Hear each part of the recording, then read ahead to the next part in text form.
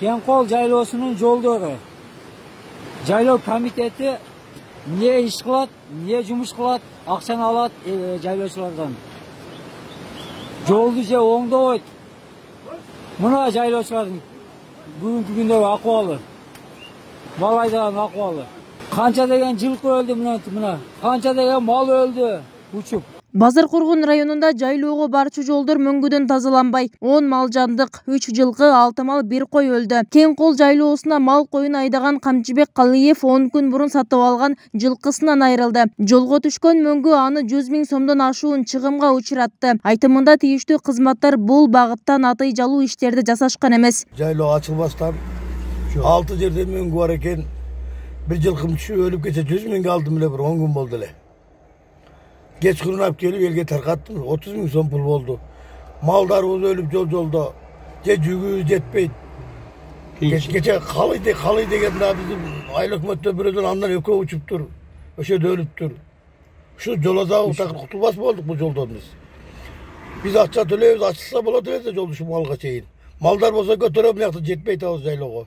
Жайыт комитети жайлоочулардан ар бир бодо малга, жылкыга 100 сомдон, койлорго 25 сомдон акча алат. Акча алганда эле эмес, жумуш жасаганды да билиши керек деген малчылар жайлоого кетчү жолду да карап койсо дешет. Ал эми Базаркоргон жайыт комитети мөңгү көчкүлөрү мал айдоо мезгилинде эмес, алар жүктөрүн ташуу учурунда тазаланат дейт.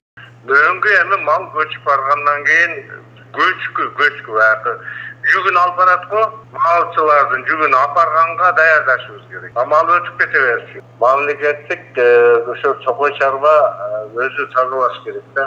Бирок биз бардык ушул жайыттан түшкөн акчалардын ГЛФга деген, жолго, башка немелерге деген акчаны төгөбүз чокой чарбага. Чокой чарбага түшкөн акчаны түздөн департамент көтөгөн. Мамлекет тарабынан кайтарылып келсе, жолдо оңдоонго мына акчаны, мына жерде оңдойсуң деген акча кайтарылып келбейт. Ошондуктан чокой чарбада кыйналат, орто жолдо эл кыйналат.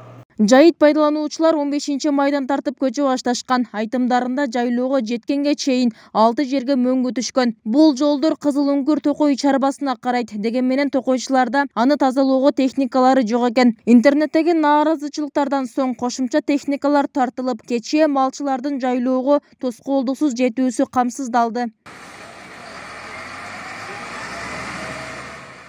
Адистердин айтымында быйыл чөп маселеси көйгөй жаратышы мүмкүн. Чөп жок малчыларда жайлоого эрте чыгышты. Облус аймагында жайыт жерлерден Базаркоргон районундагыдай кырсык катталган жок. Ушул мезгилдерде малдын шарттуу башы көбөйгөн. Аларды жайытка бөлүштүрүүдө көйгөйлөрдү адистер жөнгө салып жатыптыр.